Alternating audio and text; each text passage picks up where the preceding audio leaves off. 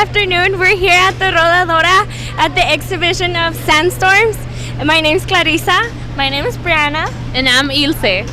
And we're here reporting to you guys. We're trying to invite you to come visit and explore. I learned how a sandstorms form. I learned one. Well, basically, we found out that the differences in atmospheric pressure is what drives a sandstorm and thunderstorms as well. And we found the exhibition to be pretty cool as well. Yeah, saludos. Okay. We want to invite everyone to come and join. It's a lot of fun. You explore, you have fun, and you learn a lot. Especially people from El Paso. Reporting here from the Rodanoticias.